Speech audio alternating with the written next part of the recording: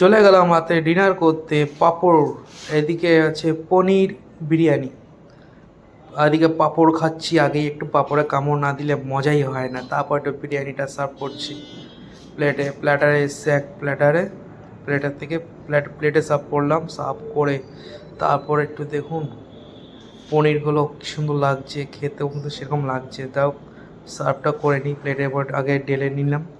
ঢালার পরে দেখুন কেমন লাগছে, উফ কি লাগছে! আমার তো সেই লোভ লেগেই যাচ্ছে কতক্ষণে খাবো। তবে যাই হোক, আবার এখান থেকে নেওয়ার পর সার্ভ তো করেই যাচ্ছি। পনিরের পিসগুলো উঠছিল না, তাই পনিরগুলো সাইডগুলো উঠিয়ে নেওয়া হয়েছে।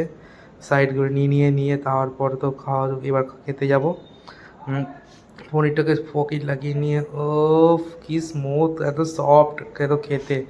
তারপর দিন না দেখো নাড়িয়ে চাড়িয়ে দেখলাম পনিরগুলো কত পিস আছে। পনিরগুলো অনেকগুলোই আছে, কোয়ান্টিটি মানে আমি 10-12টা পনির পেয়েছি এর মধ্যে। যাই হোক, পনির দিয়ে একটু খাওয়া দাওয়া করে নিচ্ছি। এবার একটু খেয়ে নিলাম।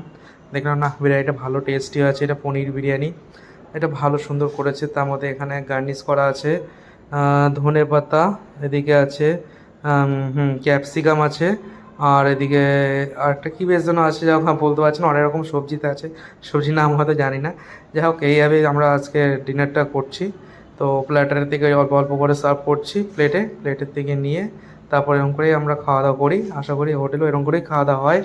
তো ওরা সার্ভ করে দেয়, কিন্তু এখানে সার্ভ নিজেদের করতে হয়।